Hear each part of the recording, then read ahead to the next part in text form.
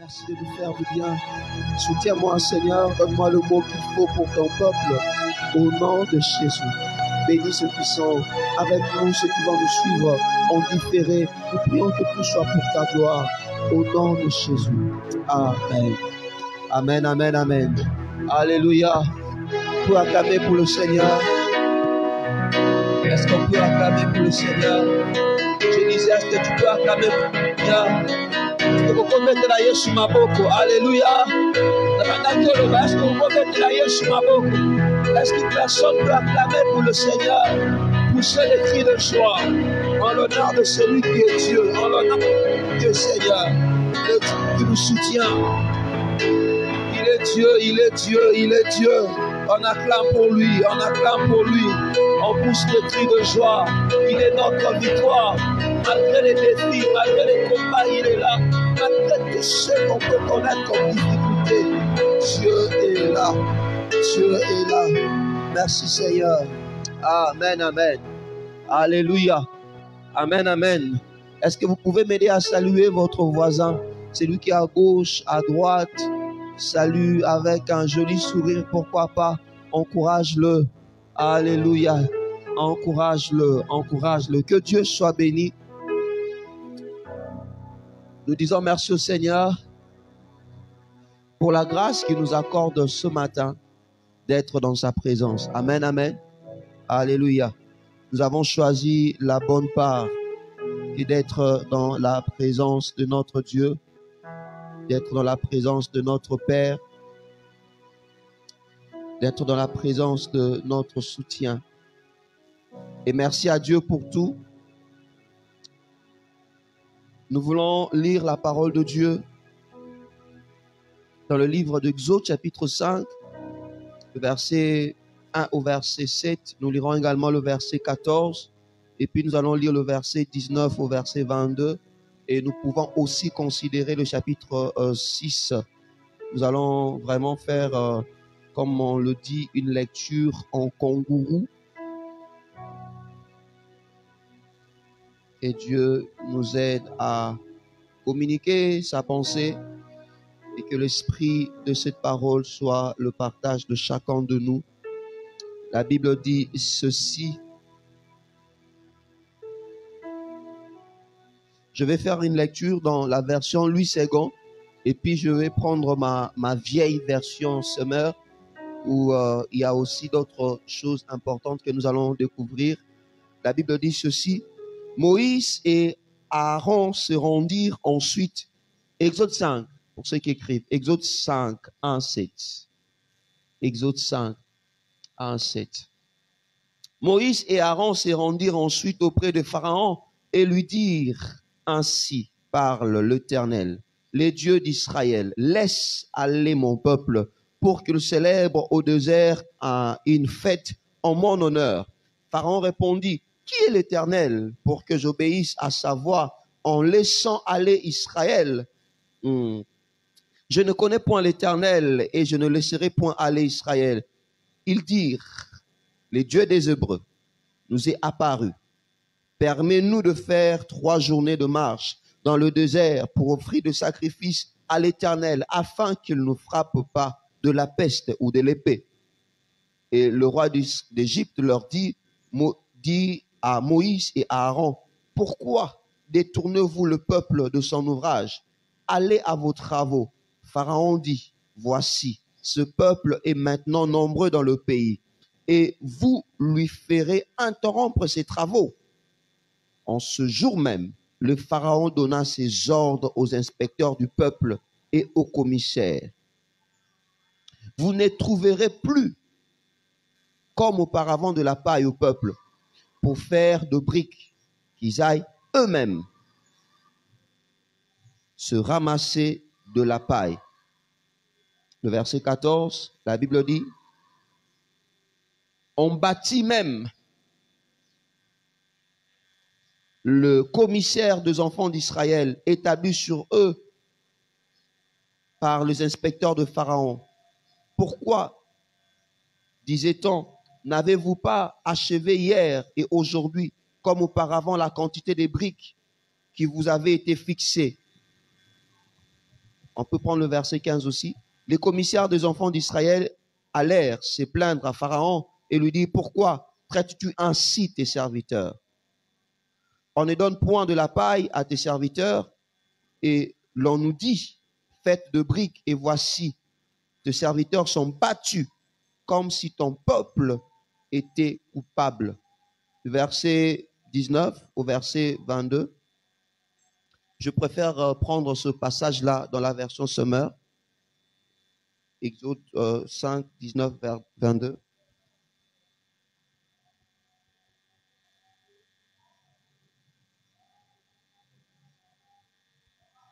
La Bible dit ceci.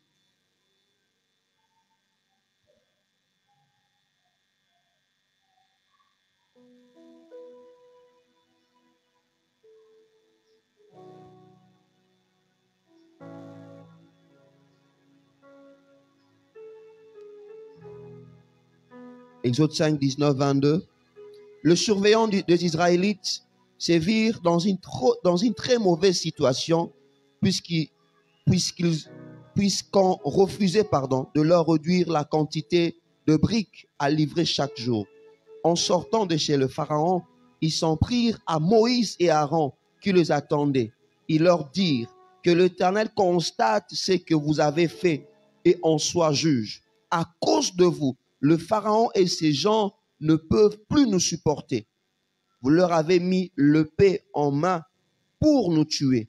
Alors Moïse se retourna vers l'Éternel et pria, ô Seigneur, pourquoi fais-tu tant de mal à ce peuple? Pourquoi donc m'as-tu envoyé ici? Depuis que je suis venu trouver le Pharaon pour lui parler en ton nom, il a maltraité ce peuple. Et toi, tu n'as rien fait pour le délivrer. On peut se limiter là. On va lire les autres passages, plus nous allons évoluer. Bien aimés, nous sommes en train de partager depuis un temps ces thèmes sur la relation personnelle avec Dieu. Le fait pour nous d'avoir une bonne relation personnelle, non seulement d'avoir une bonne relation, mais aussi d'entretenir une bonne relation personnelle avec Dieu. Nous avions dit que l'homme est un être relationnel. En étant un être relationnel, il a premièrement intérêt à avoir une bonne relation avec Dieu. Et deuxièmement, une bonne relation avec lui-même et une bonne relation avec autrui, avec son prochain. Ensuite, une bonne relation avec la nature, avec son environnement tout autour. Le désir de Dieu a toujours été que l'homme puisse avoir une bonne relation avec lui. Même lorsque le péché est entré pour détruire, jusqu'à ce jour, Dieu soupire après avoir une bonne relation avec les hommes, une communion, comme on le dit, avec toi, avec moi. C'est ça la pensée de Dieu. Mais il y a toujours, malgré ça, une chose qu'on appelle le péché qui vient un peu détériorer notre relation avec Dieu, notre relation avec notre prochain, notre relation avec nous-mêmes et notre relation avec notre environnement. Bien aimé, nous avons tout intérêt à soigner la relation avec le Seigneur. Nous avons tout intérêt à entretenir une bonne relation avec Dieu parce que c'est ça la source de l'épanouissement. Et pour ce qui nous concerne aujourd'hui, nous voulons partager un autre élément. Nous voulons parler autour de le thème, pour ceux qui écrivent, le sous-thème, si je peux le dire, la bonne relation personnelle avec Dieu, source de force dans le moment difficile. La bonne relation personnelle avec Dieu, source de force dans le moment difficile. Bien-aimés dans le Seigneur, cette histoire de Moïse, nous le savons tous, alors que Moïse avait rencontré le Seigneur au buisson ardent, Dieu lui avait donné une mission, il a reçu un appel. Cet appel, c'était de libérer les enfants d'Israël. Alors que 40 ans avant, lui-même Moïse avait tenté la même expérience, mais il avait échoué. Cette fois-là, les choses n'étaient plus la même. Alors qu'il était en train de paître le troupeau de son beau-père, voilà, il rencontre un buisson ardent en train qui était pratiquement en feu, sans pour autant se consumer. Comme si ça ne suffisait pas. Dieu lui montre des miracles. Et pendant qu'il allait même pour délivrer le peuple, il était pratiquement à quelques pas de la mort, à cause d'une maladie. Et le Seigneur se lève, le Seigneur le guérit. Il avait peur d'affronter Pharaon, mais Dieu lui donne une assurance. Il dit, je serai avec toi. Dieu fait beaucoup de choses tout autour de lui. Le Seigneur opère de miracles de la vie de Moïse. Et il dit à Dieu, Seigneur, je ne sais pas parler. D'accord, comme tu ne sais pas parler, Dieu t'envoie à Aaron, ton frère, qui sera avec toi. Bien-aimé, Moïse avait toutes les assurances possibles que tout allait bien se passer. Il avait toutes les assurances possibles que dès qu'il va arriver chez le Pharaon, dès qu'il parlera au peuple, le peuple sera d'accord. Et quand il ira chez le Pharaon, peut-être le Pharaon va directement libérer Israël. Il avait beaucoup d'assurance. Non seulement intérieur, mais aussi il avait son frère, Aaron, qui était avec lui. Vous savez certaines choses, ce que vous avez au Moko, mais quand vous savez que vous êtes à deux, allez, on affronte, on va, ça va bien se passer. Parce que maintenant, il n'y a pas seulement Dieu que je vois, mais il y a aussi mon frère qui est à côté, que je ne vois pas. Bien-aimé, malheureusement, alors que Moïse pense que directement, Pharaon allait libérer le peuple, malheureusement pour lui. Au lieu que les choses même avancent un peu, mais les choses n'ont fait que s'empirer. Au lieu que les choses changent un peu, mais les choses sont allées, comme on le dit, de mal en pire. Au lieu que les choses puissent bouger un peu, mais au lieu que les choses se sont encore endurées contre Moïse. Non seulement contre Moïse, même contre le peuple. Le même peuple qui devait libérer. Lui dit, tu vois ce que tu as fait, Moïse. À cause de toi, aujourd'hui, le Pharaon commence à nous traiter durement. Et Moïse se retrouvait dans les illusions. Il s'est dit, mais est-ce que réellement, c'est Dieu qui m'avait parlé?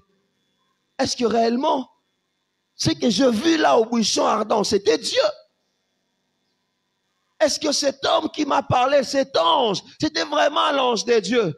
Bien-aimé dans le Seigneur, il arrive parfois que Dieu t'ait parlé, mais aussi, alors que tu te mets à accomplir la mission, la pensée de Dieu, que tu rencontres des moments difficiles. Bien-aimé dans le Seigneur, ne pensons pas qu'à chaque fois lorsque Dieu nous ait parlé, que tout sera rose pour nous. Il peut arriver que tu sois réellement sur la voie de Dieu, sur le chemin de Dieu, mais que tu rencontres des choses très difficiles. Mais que tu rencontres des choses qui te font douter, qui te poussent à croire, dire, est-ce que vraiment Dieu est avec moi?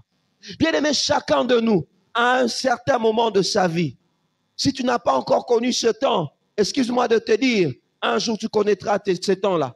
Si tu l'as déjà connu, certes, ce message pour toi, c'est pour t'encourager. Mais si tu ne l'as pas encore connu, j'aimerais te prévenir pour te dire, pour tout celui qui marche réellement avec Dieu, il y a toujours un temps où on remet tout en cause, où on demande à Dieu, Seigneur, est-ce que réellement tu m'as parlé? Où on dit à Dieu, Seigneur, est-ce que réellement tu es avec moi? Pourquoi je m'engage? Normalement, ça devait évoluer. Normalement, je devais réussir. Normalement, dans ce travail, tout devait bien se passer. Tu m'as parlé, tu m'as dit que tu feras telle chose. Normalement, à ce stade, je devais déjà voir une évolution. Mais au lieu que les choses avancent, mais les choses ne font que s'empirer. Et là, au lieu que les choses bougent, mais les choses s'endurcissent encore. Au lieu que les pharaons disent, d'accord, on va établir un plan de sortie. Bon, qu'est-ce que vous voulez? Bolingi Bokende, d'accord. On fera cela, comme ça vous allez partir. Non, non, le pharaon ne l'a pas fait. Il dit aux Israélites, désormais, avant, nous venions pour vous livrer de certains matériaux afin de vous permettre de faire de briques. Maintenant, même ces matériaux-là, vous-même, vous irez chercher. Mais à la fin, vous devez avoir le même rendement. Quelle tâche difficile. Les enfants d'Israël sont allés vers Moïse pour dire, papa, voilà, toi, tu viens pour nous libérer. Au lieu que les choses avancent, mais les choses ne font que se gâter, comme disent nos amis de l'Afrique de l'Ouest. Les choses ne viennent que se détruire, se détériorer. Bien-aimés, comme je le dis, il arrive parfois que dans notre marche avec Dieu, que nous puissions rencontrer des situations très difficiles. Il arrive des fois, alors que nous évoluons avec Dieu, qu'on rencontre des choses qui pratiquement viennent remettre en cause notre relation avec lui. la présence de Dieu avec nous. Ne pensons pas, comme je l'ai dit, que si tu as reçu une parole de Dieu, que tout sera facile pour toi. Ne pense pas que comme tu as eu l'assurance Moïse, que tout sera facile pour toi. Ne pense pas que comme les choses évoluaient déjà, mais que les choses évolueront toujours. Il va arriver parfois que les choses évoluent d'une certaine manière, mais après ça s'empire. Mais quand tu pries, Dieu te dit, je suis avec toi. Mais Seigneur, comment tu es avec moi? Au lieu que les choses évoluent, mais les choses ne semblent que s'empirer. Sur le chemin de la destinée, tu peux rencontrer des difficultés qui vont te décourager. Mais il y a une chose, ta relation personnelle avec Dieu sera la meilleure source de ta force. Sur le chemin de la destinée, tu pourras rencontrer des difficultés. Mais bien aimé, ta relation personnelle avec Dieu sera ta meilleure source de force. Voilà pourquoi tu as tout intérêt à avoir une relation personnelle avec Dieu. Que Dieu ne soit pas seulement le Dieu de l'église, que Dieu ne soit pas seulement le Dieu de ton père ou le Dieu de ta mère, mais que Dieu soit ton propre Dieu. Parce que dès que tu seras devant ce problème difficile, tu sais vers qui tu vas revenir. C'est vers ton Dieu. C'est vers ton Dieu. Comme je l'ai dit, quand Moïse, il arrive que nous connaissions des moments de déception. Des moments où une nouvelle brutale et triste vient nous froisser le cœur. Quand Moïse, il arrive des fois que nous soyons dans les illusions. On pense telle chose, mais ce n'est pas ça qui s'est produit, c'est le contraire. On pense obtenir tel résultat, mais ce n'est pas le même résultat qu'on espérait, c'est le contraire. Et puis parfois on se demande, on se dit, mais Seigneur, pourquoi alors je crie en toi? Alors pourquoi je prie? Si le même difficulté que moi je dois rencontrer, le païen le rencontre aussi. Mais est-ce que tu es avec moi ou tu n'es pas avec moi? Si tu es avec moi, normalement je ne devais pas vivre ça. Parce que le païen aussi le vit. Mais pourquoi tu as permis cela? Bien-aimé dans le Seigneur, j'aimerais te dire, tu as peut-être raison de te poser cette question, surtout en te comparant aux païens. Mais la bonne nouvelle que j'ai pour toi, toi tu n'es pas comme eux. Lorsque tu passes par les moments difficiles, toi, tu as une assurance. Toi, tu as une assurance que Dieu pourra t'aider à t'en sortir. Car la Bible dit dans Colossiens 1, 27, Christ en nous, c'est l'espérance de la gloire. Je peux passer par des moments difficiles. Je peux rencontrer des situations qui me font pleurer. Mais je ne combats pas comme un païen. Je ne vis pas comme un païen. Un païen n'a pas d'espérance. Un païen ne sait pas qu'est-ce qui peut se passer demain. Mais moi qui suis enfant de Dieu, alors que je traverse ces temps difficiles, je dirais, Christ en moi, c'est l'espérance de la gloire. Même si aujourd'hui ça ne marche pas, même si Pharaon semble s'endurcir, je sais qu'un jour, il finira par libérer le peuple. Même si aujourd'hui les gens peuvent se moquer de moi, les gens peuvent rire, les gens peuvent me regarder et dire, on va voir ce qui va se passer dans sa vie. Bien-aimé, Christ en nous, c'est l'espérance de la gloire. Nous avons quelque chose qui doit nous donner l'espérance. Ce Christ-là n'est pas seulement dans le monde, en dehors de toi, mais la bonne nouvelle que j'ai pour toi, le même Christ est en toi. Habite en toi. Il vit ses temps comme toi. Il vit ses découragements comme toi. Dieu ne t'a pas laissé. Dieu ne t'a pas abandonné. De la même manière que tu es triste. Dieu sent cette tristesse. Dieu sent cette tristesse avec toi. Dieu connaît tes problèmes. Dieu connaît tes situations difficiles. Dieu sait voir quand tu pleures, quand il y a personne et que tu es dans ta chambre. Tu te dis, Seigneur, tu m'as abandonné. Bien-aimé, Dieu ne t'a pas abandonné. Même si tu ne le vois pas, il est en toi. Il est en toi. Dieu ne t'a pas laissé. Dieu ne t'a pas laissé. Qu'est-ce que tu vois autour de toi? Ne te fasse pas douter de la présence de Dieu. Parce que des fois, le même Dieu qui est en nous, nous laisse devant des situations difficiles afin de nous montrer réellement qu'il est avec nous. Il a dit à Moïse, tu verras maintenant. Alors que Pharaon a dit, qui est l'Éternel pour que je lui obéisse? Il a dit, tu verras. Je vais frapper de plusieurs plaies. Et le Pharaon, je te ferai Dieu pour Pharaon. C'est-à-dire, comme ce Pharaon-là a dit, qui ne connaît pas l'Éternel, il me connaîtra par toi désormais. Bien-aimé, le Dieu qui est en toi veut se révéler au monde. Le Dieu qui est en toi veut que les gens tout autour sachent que c'est lui qui est Dieu, que c'est lui qui sauve, que c'est lui qui guérit, que c'est lui qui visite. Il est en toi. Il est en toi. Christ en nous, c'est l'espérance de la gloire. 2 Corinthiens chapitre 1er verset 7. 2 Corinthiens 1, 7, toujours par rapport à l'espérance. L'apôtre Paul dit, il dit, et notre espérance à votre égard est ferme, parce que nous savons que si vous avez part aux souffrances, vous aurez aussi part à la consolation. Bien, ce qui nous donne de l'espérance aussi, c'est quoi? Nous savons que si maintenant nous avons part aux souffrances, tout en étant avec Dieu, nous savons, aujourd'hui j'ai part aux souffrances, demain j'aurai part à la consolation. Aujourd'hui, il y a des choses qui me poussent à croire, à me dire que je souffre, que je pleure, que c'est dur, c'est difficile. Mais Dieu dit, vous aurez aussi part à la consolation. Vous aurez part à la consolation. Le même Dieu qui a permis que tu pleures aujourd'hui, c'est le même Dieu qui est en train de te préparer une fête, qui te fera oublier le pleur. Alléluia. Le même Dieu qui donne un enfant à une femme, après la femme a le douleur de l'enfantement, c'est dur. On lui dit, maman, supportez kake kolekana, nazo kokate, par contraction passi. Mais dès que l'enfant vient, elle regarde l'enfant.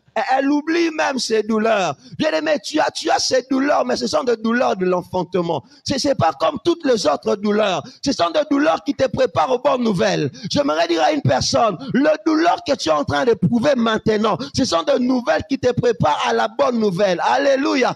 On va te dire, voilà ce que tu as enfanté. Voilà ce que le Seigneur a fait pour toi. Tu souffres maintenant. Ce sont des douleurs de l'enfantement. Enfanter, c'est pas facile. Demandez aux mamans. Douleur, moi, on va expliquer. C'est pas facile.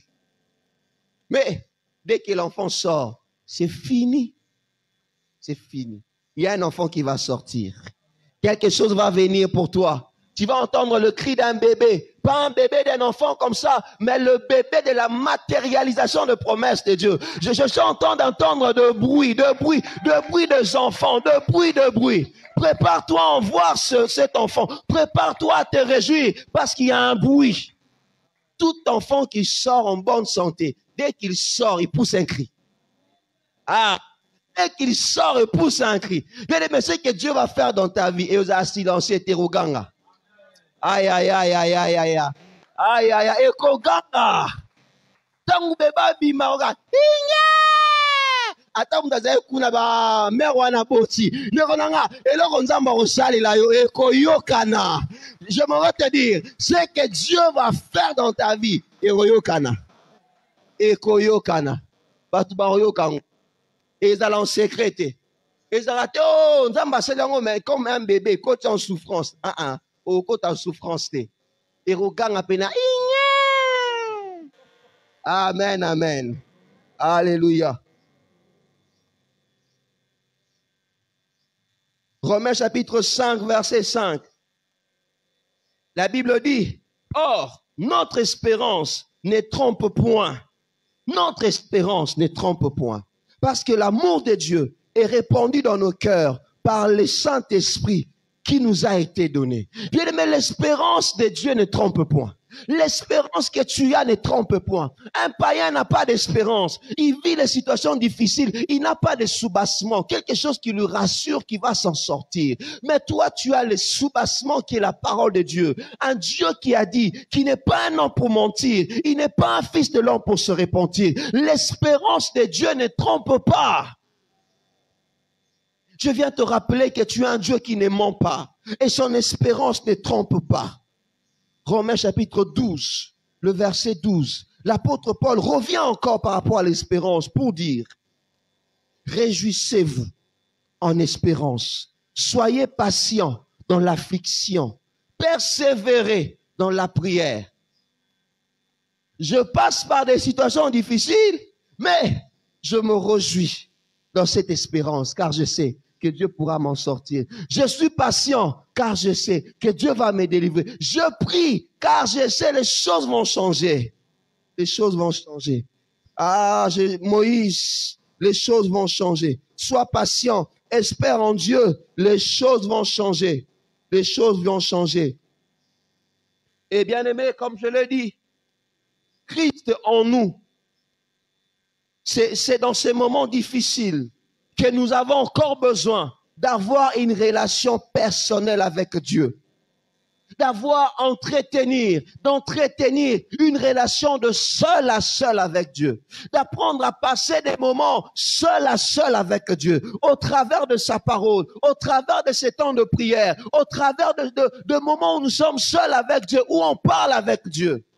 Pourquoi, bien-aimé? Parce que Dieu, le Dieu qui devient personnel, le Dieu qui est personnel, qui t'est personnel, le Dieu qui devient personnel, traitera aussi tes affaires les plus personnelles. J'aimerais encore redire à une personne, le Dieu qui devient personnel, traitera aussi tes affaires les plus personnelles. Le Dieu qui devient personnel, touchera aussi tes problèmes les plus personnels.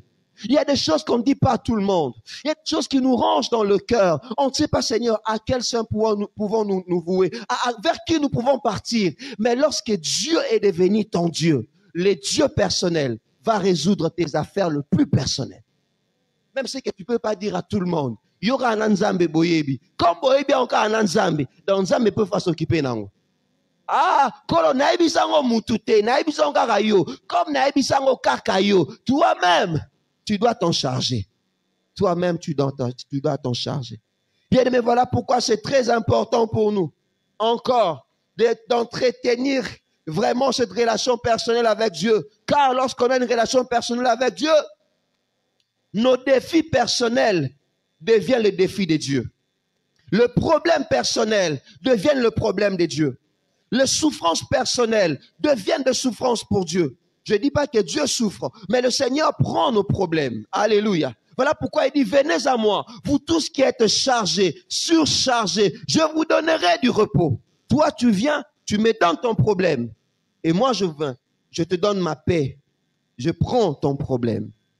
Le défi de Dieu, nous avons des défis, des difficultés les plus personnelles.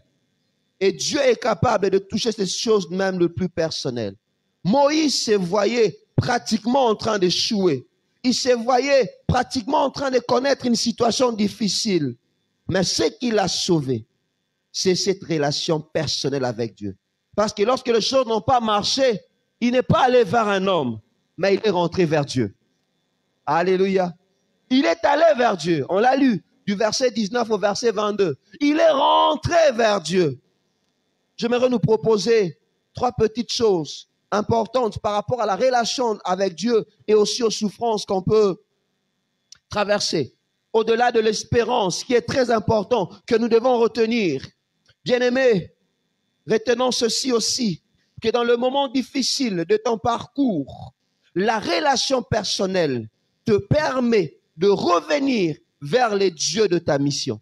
Dans le moment le plus difficile, si tu as une relation personnelle avec Dieu, cette relation te conduira toujours vers les dieux qui t'ont envoyé, vers les dieux qui t'ont choisi. Voilà pourquoi tu as tout intérêt. Parfois, quand on passe par des situations difficiles, on veut se détourner de Dieu. Parfois, quand on passe par des situations difficiles, on se dit, Seigneur, si tu étais là, pourquoi tu allais permettre que mon père puisse mourir? Pourquoi tu allais permettre que ma mère puisse mourir? Si vraiment tu es là. Et qu'est-ce qu'on fait? On se détourne de Dieu. Bien aimé, c'est pendant le moment le plus difficile qu'on doit aller vers Dieu. Alléluia. Alléluia. Parce que lorsqu'on rentre vers Dieu, comme nos défis, ces défis. Genèse chapitre 12, verset 3. Genèse chapitre 12, verset 3. Dieu dit à Abraham, dans le verset 1er, dit, quitte la maison de ton père, de ton père et de ta mère. Va-t'en dans ton pays.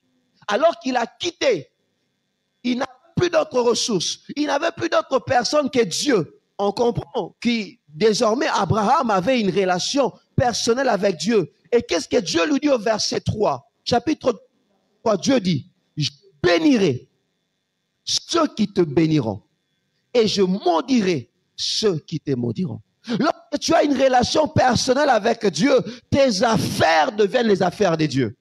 Tes ennemis deviennent les ennemis. Tes alliés deviennent les alliés de Dieu. Ceux qui sont avec toi, réellement, ils sont avec Dieu. Alléluia. Amen, amen. Dieu dit à Abraham, je bénirai ceux qui te béniront et je maudirai ceux qui te maudiront. Bien-aimé, fais attention de faire souffrir, de t'opposer à un enfant de Dieu, de vouloir combattre un enfant de Dieu. Parce que lorsque tu combats un enfant de Dieu, sans le savoir, tu commences à combattre Dieu. Tu commences à combattre Dieu. N'est-ce pas que Gamaliel, dans Actes, l'a dit aux responsables de Juifs, il dit, si cette affaire vient de Dieu, elle va évoluer. Mais si elle n'est pas de Dieu, elle va s'arrêter. Faisons attention qu'on ne se mette pas à combattre Dieu. Ah, celui qui a une relation personnelle avec Dieu, il devient un allié de Dieu. Dieu le protège, Dieu le garde. Comme ici, ennemi naïe. Tes ennemis deviennent les ennemis de Dieu. Et tes alliés deviennent les alliés de Dieu. Amen, amen. Alléluia. Moïse est revenu vers Dieu dans ce moment difficile. Quand les choses allaient mal, quand les choses semblaient se compliquer, il est revenu vers Dieu. Voilà pourquoi je m'aurais encouragé, frère, sœur, toi qui es en train de prier, dis Seigneur, s'il te plaît, donne-moi une personne, je vais me marier. Seigneur, donne-moi un travail, je vais avoir un travail, donne-moi telle chose. C'est toujours important que ce que tu demandes et ce que tu vas obtenir puisse venir de Dieu. Parce que si ça vient de Dieu et qu'en évoluant, les choses se compliquent, osons pas nous amobater nzambe. Ngai oyo yom to pesa kinga. Siko boni boni loro yo pesa ke banyo compliqué nga. Tiens. Tu kana ngi boita? Non non. Non non, Seigneur, revois ça. C'est pas normal parce que c'est venu de toi. Comme c'est venu de toi, ça ne doit pas me compliquer. Ça ne doit pas me compliquer. Amen, amen. Alléluia. Deuxièmement, dans le moment difficile avec Dieu, dans le moment difficile, la relation personnelle avec Dieu te permettra de recevoir une parole de rappel qui te permettra d'avancer. Dans le moment difficile, la relation personnelle avec Dieu te permettra d'avoir une parole de rappel qui te permettra d'avancer. Qu'est-ce qui se passe? Généralement, lorsqu'on passe par des temps difficiles, on oublie les promesses de Dieu. Moïse a oublié tout ce que Dieu lui avait dit. Dieu lui avait dit, le pharaon ne vous laissera pas facilement partir. Mais moi, je veux me manifester par des signes, par beaucoup de choses. Dieu lui avait même dit, je serai avec toi. Mais tout ça, quand seulement Moïse a commencé et que ça n'a pas marché, il a tout. Mais il arrive que dans notre marche avec Dieu, que les situations difficiles nous fassent oublier aussi les promesses de Dieu. Il arrive qu'on se pose des questions, on se dit, apparemment, Zambalobela Ingaïté. Ah, frères et sœurs, tu n'es pas le premier à connaître ces temps difficiles. Même les disciples de Jésus aussi. L'ange est au leur dire, rappelez-vous ce qu'il vous avait dit, qu'il mourrait et après qu'il va ressusciter. Même les disciples de Jésus avaient oublié. Que Jésus on a recouvert après na reçu quoi. Ah, azaki na biso, akufi, akenaye. Même quand les femmes sont venues pour dire, il est ressuscité, ils n'ont pas cru. Et pendant ce temps, les responsables des Juifs sont allés dire à Pilate, non, il faut qu'on mette des gardes, parce que cet homme-là avait dit, quand il mourra, il va ressusciter. Et s'il ressuscite, cette imposture sera encore plus grande. Frère, même tes ennemis sont plus conscients de paroles que Dieu t'a dites que toi-même. C'est ça notre problème. Ceux qui nous combattent, parfois ils savent ce que Dieu nous a dit. Mais ils sont morts dans un moment difficile, comme les disciples. On a oublié. On a tout oublié. On est dans la peur. Mais ils savent que Dieu lui avait dit ceci. Ils sont plus conscients de ce que Dieu t'avait dit que toi-même. Frère, sors de cette inconscience. Ce n'est pas parce que Dieu a dit. Ce n'est pas parce que tu passes par des situations difficiles que ces choses doivent doivent oublier et effacer toutes les promesses de Dieu. J'aimerais te dire ce matin que celui qui a fait la promesse est fidèle. Que celui qui a fait la promesse est fidèle. Il n'est pas un homme pour mentir. Il n'est pas un fils de l'homme pour se repentir. Ah, rappelle-toi des choses qu'il t'a dites. Entre dans la présence de Dieu et rappelle-toi. Si tu as oublié, va prier, va en retraite, cherche Dieu encore. Et j'aime une chose, lorsque le Seigneur se rend compte qu'on ne sait plus quoi faire, il vient nous rappeler, il dit, rappelle-toi ce que je t'avais dit. Il te conduit vers un passage où ça fait 3 ans que tu priais, Dieu te l'avait donné, mais tu as oublié. Il te conduit vers un cahier, vers un agenda que tu as même jeté. Frère, c'est voilà pourquoi quand tu viens en retraite, quand tu vas à un temps de retraite, quand tu pries, aie toujours un support. Komaka. Un jour, ça va t'aider. Parce qu'on a toujours besoin de ces rappels-là pour avancer. Le diable vient, il nous fait oublier des choses afin de maintenir les statu quo dans notre vie. Tu ne sais pas avancer parce qu'il n'y a pas une parole, parce qu'il n'y a pas quelque chose qui t'encourage. Mais lorsque tu rentres dans la présence de Dieu, tu entends le Seigneur te parler encore. Moïse a fait. La Bible dit, il est rentré prier, il dit, Seigneur, pourquoi tu fais souffrir ce peuple? N'est-ce pas toi qui m'as dit? N'est-ce pas toi? Abanyo rappelé Nzambe. N'est-ce pas yondo lobaki? Nzambe ngana senga ki lorota. Yo mutotinda kingai. C'est toi. La mission vient de toi. Et le chapitre 6, le verset 1er. J'aime une chose. Après quand Moïse a fini de prier, au chapitre 5, verset 22, verset 23, lorsque Moïse a fini de prier, au chapitre 6, verset 1er, la Bible dit, l'Éternel dit à Moïse, tu verras maintenant ce que je ferai à Pharaon. Une main puissante le forcera et le forcera à les laisser aller, Une main puissante le forcera à les chasser de son pays. Ah, frères et sœurs, j'aime une chose, dans la présence de Dieu, Dieu nous donne toujours une parole qui nous permet d'avancer. Dieu nous redonne une parole qui nous permet d'avancer. Josué aussi, c'était la même chose.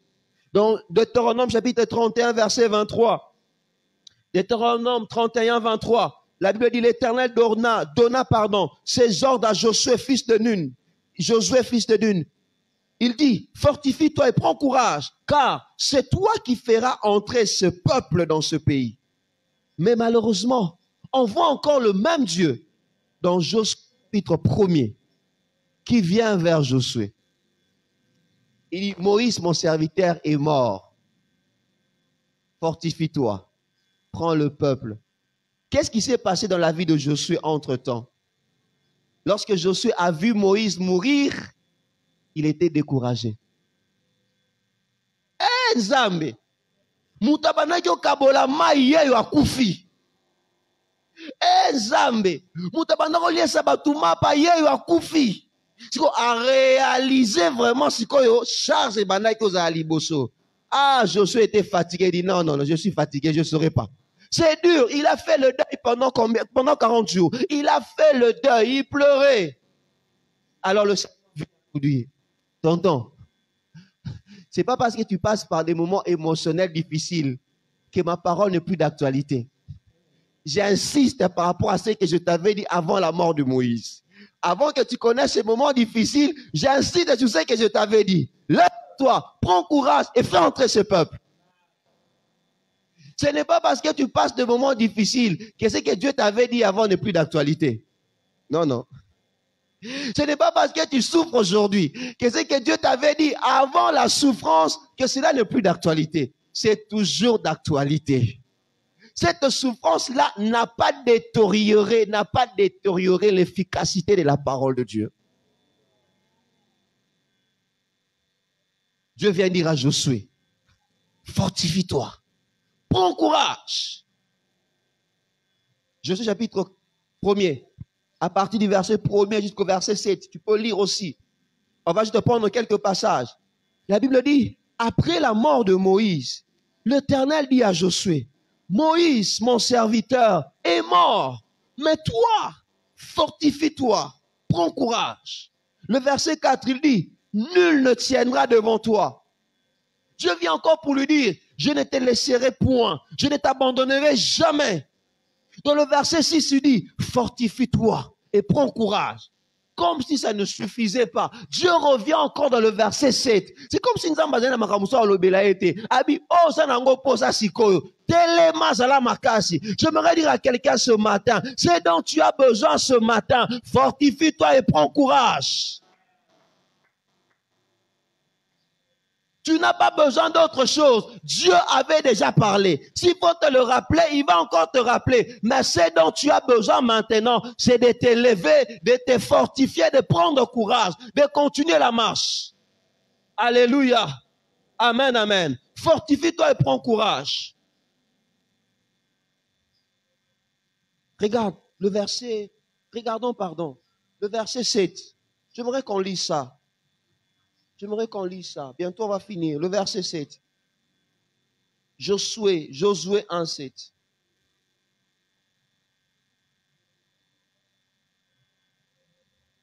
Josué 1, 7. La Bible dit ceci. Le verset 6, il dit, fortifie-toi, prends courage, car c'est toi qui mettras ce peuple en possession du pays que je jurai à leur père de leur donner. Le verset 7, Dieu revient encore. Il dit, fortifie-toi seulement. Ah, j'aimerais dire à quelqu'un ce matin, fortifie-toi seulement. Ce dont tu as besoin ce matin, c'est seulement la force. Fortifie-toi seulement. Alléluia. Ah, que Dieu t'accorde cette force dont tu as besoin. Que Dieu te fortifie. Il dit, fortifie-toi seulement et aie bon courage en agissant fidèlement selon la loi, toute la loi que Moïse, mon serviteur, t'a prescrite, ne t'en détourne ni à droite ni à gauche, afin de réussir dans tout ce que tu entreprendras. Pour réussir, tu dois t'élever, te fortifier et t'appuyer sur ce que Dieu t'a dit. C'est alors que tu vas réussir. Le diable veut te décourager. Mais toi, fortifie-toi. Troisième chose, dans le moment difficile, la relation personnelle avec Dieu te permettra d'avoir la force qui te permettra d'avancer à nouveau. La relation personnelle avec Dieu te permettra d'avoir la force qui te donnera d'avancer à nouveau. Oh, frères et sœurs, Proverbes chapitre 24, le verset 10, la Bible dit, si tu faiblis au temps de la détresse, ta force n'est que détresse. Il dit, si tu faiblis au temps de la détresse, ceux qui ont les mis, n'attendent la souffrance, makasi na yo eza pamba. C'est-à-dire, Dieu veut dire, le meilleur moment où il ne faut pas se fatiguer, il ne faut pas faiblir, c'est quand tout va mal. La version Semeur dit, si Semeur dit ceci, Proverbe 24, 10, pour ceux qui écrivent, il dit, si tu te laisses abattre au jour de l'adversité, ta force est bien peu de choses. Si tu te laisses abattre au jour de l'adversité, ta force n'est rien. Tu es fort. Et tu as besoin de cette force-là quand les moments sont difficiles, pendant le temps de l'adversité. Alléluia. Et j'aime le psaume chapitre 84, verset 6. La Bible dit ceci, verset 6 au verset 8. Je vais vraiment prendre juste des sections. Dieu dit, heureux ceux qui placent en toi leur appui. Heureux ceux qui placent en toi leur appui. Et le verset 8, on dit, leur force augmente pendant la marche.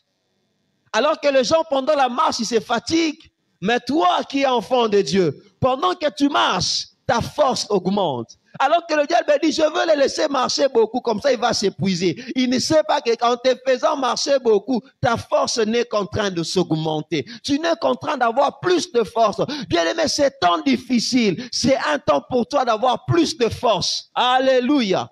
Amen, amen, amen. Fortifie-toi et prends courage. Fortifie-toi et prends courage. Alléluia. Fortifie-toi et prends courage, Moïse. Ne te laisse pas décourager par cette petite opposition que tu vois du Pharaon. Parce que ce que tu as déjà vu avec moi n'est pas que ça. Moïse, tu n'as pas encore vu la mer être séparée en deux, mais tu veux te décourager. Moïse, Tu n'as pas encore vu la colonne de feu. Tu n'as pas encore vu ça. Tu n'as pas encore vu la colonne de nuée. Moïse, tu n'as pas encore pris ton bâton. Tu frappes sur la poussière et la poussière te transforme en des poux.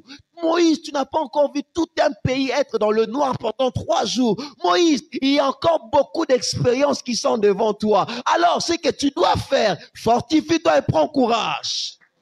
Frères et sœurs, ce que tu as vu avec Dieu déjà n'est rien par rapport à ce qui est devant. Ce que Dieu a déjà fait dans ta vie ne représente rien par rapport à ce qu'il fera demain. Voilà pourquoi tu as tout intérêt à te fortifier et à prendre courage. Continue ta marche, évolue, ne baisse pas le bras. Continue à entretenir cette bonne relation avec Dieu. Et un jour, Dieu dira, les Égyptiens que vous voyez aujourd'hui, vous ne les verrez plus jamais. Un jour, Dieu va te le dire, Moïse, maintenant, fortifie-toi et prends courage. Dieu va te dire, l'opposition que tu vois maintenant, tu ne le verras plus jamais. Dieu va te dire, le problème que tu vois maintenant, tu ne le verras plus jamais. Le pleur que tu as maintenant, tu ne l'auras plus jamais. Toi, fortifie-toi et prends courage. Que Dieu bénisse sa parole. On va se mettre